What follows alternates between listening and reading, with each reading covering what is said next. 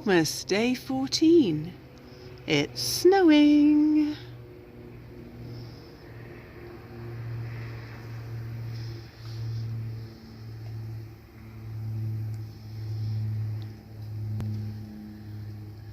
Not settling though. At least not yet. Maybe if it continues into the night and it gets colder, it might. Lunchtime. Just about to go out and meet a friend. And it's been snowing all morning and it is starting to stick now. It even feels colder now than it did when I first came out here this morning.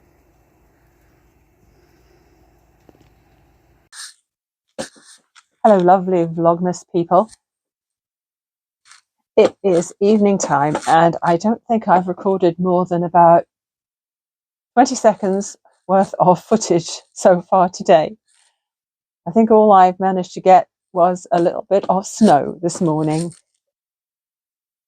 It was wet snow. It did look like it was sticking by the time it had been falling all morning. But when I went to the restaurant to meet my friend for lunch, which is down by lake level, not by the lake, but at lake level, it was raining. So we were obviously right on the snow line today. So that was nice. I mean, it's nice that it's not icy at least. So I can't complain about that, because once the roads start to freeze, it's not fun. Not fun at all. So I had an awesome lunch with my friend. I had made this cardigan. The pattern was by Jess at Make a Do Crew last year. And it had taken me months to finish it, because I had some Hobby Lobby yarn that a friend had brought me back from the US when she'd been over the border, and I didn't know what I wanted, but I wanted to try this. I love this yarn. It's called 100% acrylic. So I said, just bring me fall colors. I had no idea what I wanted to make with it, and I ended up making this really cushy long cardigan, no buttons, but it was about knee length, and it was in shades of browns and oranges. And for the first time I got as far as the sleeves, I decided I wasn't happy with how the colors were working out, and I pulled back one whole section and redid it, but I then had to buy more yarn because I wanted to finish it with the darker colors and not use the yellow that had come with the set. And so by the time I had ordered some Hobby Lobby yarn, which I had to have sent to a US PO box belonging to a friend because they do not ship to Canada, and finally finished it, it was months. Anyway, I liked the way it looked at the end, and it was very warm and cozy, but it just wasn't the sort of colors I wear anymore.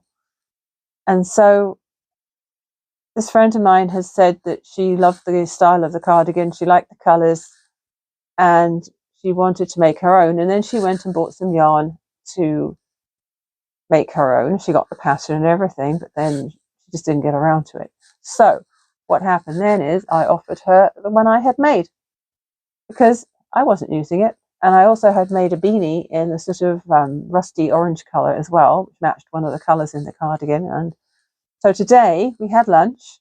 I handed her over the finished cardigan, and in return she gave me a bag of yarn that she had bought to make her own, which she said she was not going to get around to using. So I can show you it here. Now, I've been looking at this yarn for a long time, on and off, trying to decide whether to try it or not. It's so soft. It's Brand Heartland, which if you're in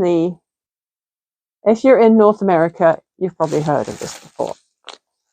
It's a worsted weight or medium weight yarn, number 4 on the ball band. It's 5 ounces, 142 grams. 251 yards, 230 meters. It's big. Mostly when you buy worsted weight yarn like this, it's 100 grams, but this is bigger. Machine washable and dryable, made in Turkey. Now, as far as I'm concerned, made in Turkey means it's a good quality yarn. I've never had a bad yarn from Turkey. They know their stuff. And it's really, really soft. In fact, it's so soft, I don't know whether it'll be the sort of yarn that will pill easily. I don't really know if that's likely to be a problem. They're saying it's sensationally soft. Premium acrylic. It says right there on the label. So I still haven't had a proper look at what colours in there. So there's this beautiful Yosemite. I'm just going to put my balls on my ironing board. If you don't mind me putting my balls on my ironing board. Got to put them somewhere. So there's another Yosemite. This one, ooh, this is gorgeous. This one is redwood. There's another redwood. Yep. Another Yosemite. And this one is, okay, I don't know how to say this. Kobuk Valley. K-O-B-U-K, Kobuk Valley. It's a lovely mauve, I would call that. I know there's different ways of pronouncing mauve as well. Second one of those. And then two of this one. Okay, where's the colour? Capital Reef, that one's called. Two of those. Yeah, those are the same. So 1, 2, 3, 4, 5, 6, 7, 8, 9 balls of it. That'll go a long way. Make something a good size with that. That's awesome. It feels so nice. So that will be going in the stash. And I think I'm going to have to figure out something to use that with very soon because it feels amazing. Yes. So after I met her for lunch, and I had a wonderful bowl. It was called Rise and Shine Breakfast Bowl, and it had all sorts of yummy stuff in it. And it took a while to come, but oh man, everything was so freshly cooked and piping hot and tasty in that breakfast bowl. It was delicious. And then, of course, I had my hot chocolate, which I always have instead of dessert when I go to this particular restaurant.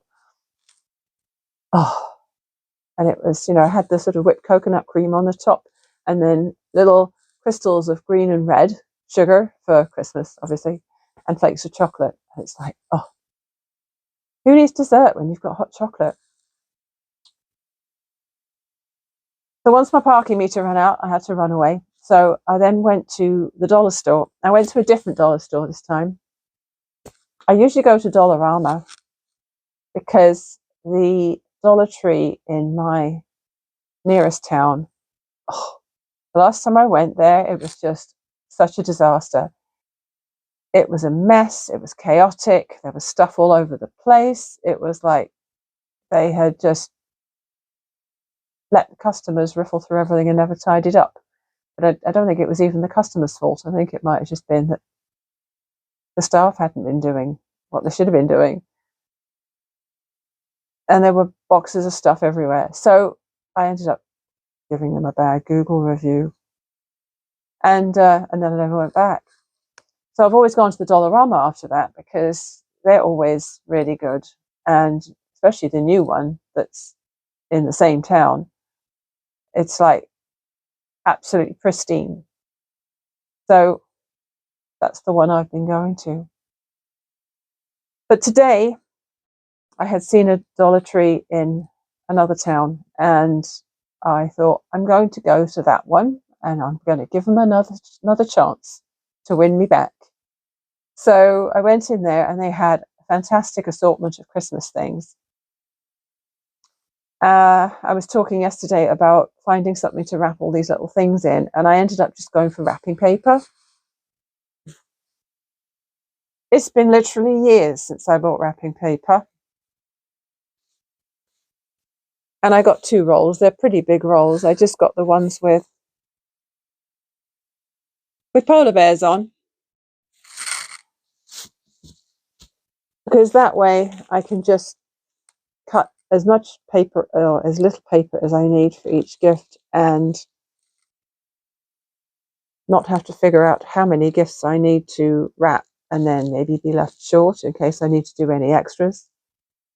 So I wanted to keep it flexible. So the best way to be flexible was to get the wrapping paper. Yes, as I say, it's been a very, very long time I bought that. But I think that was a good choice. And what else did I get from them? Let's riffle around in this bag here because I haven't looked at it since I got it home. I got a really cute snowman tin. Now, I was originally going to buy 3 snowman tins because I have 3 neighbours that I would like to make cookies for and hand deliver them closer to Christmas. So there's just really 3 who were most friendly with, sort of in our immediate group of houses here. There's a lot of other people up the road who are perfectly nice people, and you know, we occasionally say hello or we've introduced ourselves when they've moved in. But people in the 3 houses that I want to take cookies to, they've been here for years and we've known them a really long time. And I think back to when my kids were small and we had a couple of years running, I think, when we made gingerbread cookies. We have a standard gingerbread cookie recipe that we use every year in this house, and we always make it around Christmas time. And at the time we were making gingerbread person-shaped ones, and so we wrapped up a couple for each of the houses around here, and that seemed to be well received. But yeah, how long ago was that? Maybe 20 years. So as I say, I was going to use these ones to put snacks in, and then I had a change of heart. So what I ended up doing is I did buy this one because I have another friend who used to work with me who loves fruitcake, but the rest of her family hate fruitcake. Fruitcake has a really bad rap here in Canada. And I think the reason for that is that a lot of people have only eaten fruitcake that's sort of dry and commercial and been wrapped in plastic and so sat on a supermarket shelf for 6 months. I don't know. Or maybe they don't like the red and green glacé cherries in them or something. I never put those in my fruitcake. So I could never understand the animosity that I always encountered when I mentioned fruitcake. I love the stuff. But this friend, I was just talking to her on the phone yesterday, and I said I wanted to take her out for coffee soon. And she was saying something about, you know, how her family doesn't like fruitcake. So what I want to do is I want to make one of my regular large fruitcakes, but I will, because I don't have any small baking tins, I will cut a big round bit out of the middle of it and I will put it in this tin and I will give it to her when I meet her for coffee. So that's one extra gift that I hadn't planned for. This is what I mean by planning for unplanned gifts, if you know what I mean, because there's always going to be some, aren't there? So for the cookies that I'm going to take to the neighbours, I found, I just love these. Because it's got a camper and gnomes on it. I mean, how could you not love it? So here we go. It looks like, I'm about to drop everything here. It looks like a mailbox. It's even got a little flag that comes up. And the front opens up. I love them. I think they're the best thing ever. They've got little Christmas lights on and a squirrel with a Santa hat, and the gnomes drinking hot chocolate. And it's just, I was tickled pink with those. So, hang on a minute. I'm sure I have 3 the same. Here they are. So these 3 are going to have some type of cookie in them, which I will hand deliver to them, probably without the help of my kids this year, because they're not little and cute anymore and they're not interested. But yeah, where am I going to put this? I've run out of room on the ironing board. Hold on a minute. Aren't those just adorable? And I can't remember why I bought this one now, but I bought it because I liked it. I'm just trying to remember whether I had a specific plan for this one or not. So it's another little mailbox with a little flag. And it's got hot cocoa and marshmallows and candy canes written on it. And can I remember what I thought I would do with that? No.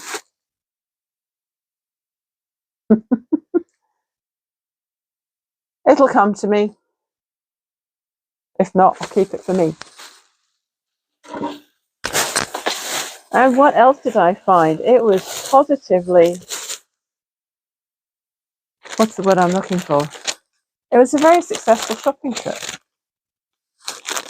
I also bought some gift tags. So, those, again, I got 20. If I don't use all of those this Christmas, there's always next Christmas, right? Because it always happens again at the same time next year. And then those journals I made with the pen holders, and I was telling myself off yesterday for not remembering to buy pens, so I bought pens. And I got a set of 10 black ones and a set of 10 coloured ones, so that I can put 1 black and 1 coloured pen into each pen holder. While I have some free time, when do I not have free time at the moment? I don't have a job. But seeing as I have a free evening and I have a little while before, it's hot chocolate time, I think I am going to see if there's anything else I can play with in the way of fabric or yarn. And yeah, if I do anything productive, I'll show you in a minute. I did it again. I'm waffling to the camera for like 5 minutes and I forgot to put my microphone on. So now I've got it on. Oh man, I've really got to think. I am tired. This is why I shouldn't do these things when I'm tired, but I really wanted to finish this thing that I was making. So after I was showing you about the things I bought today and the stuff I had been doing earlier, I pulled out some of my denim bits and pieces. I've got a little bit of yardage and a few bits and pieces from the kids' jeans and some of my jeans that wore out and were not really wearable anymore. So what I've done is I've made this bag. I'll show you in a sec. And I it was just the butt part of this pair of jeans, because I'd obviously used the legs for something else before. Took the butt part of a pair of jeans, took the pockets off, took a little patch off, a little label, and then I took some old jeans of mine and cut the bottoms of the legs off, opened them out flat and made them a neat rectangle. And then I did a lining, which I interfaced, and then I did a carry handle out of the quilt cotton as well. And obviously the size is just dictated by the pieces of denim that I had. So the back of it is just a pocket, plain pocket sewn on. And I used red thread because the lining has some red in it. So I used red thread to do all the stitching. In a way, I would have liked to have boxed it more and made it more square on the bottom. But as you can see, the pockets are already touching right at the bottom edge, so I couldn't make it any deeper. So the fabric is deer and Canadian flags. And the handle is just made out of the same thing. And if you squish that flat, it's about 12 inches across, and then the depth is about 8 inches. And then this part is 5 inches. So it'll hold quite a bit.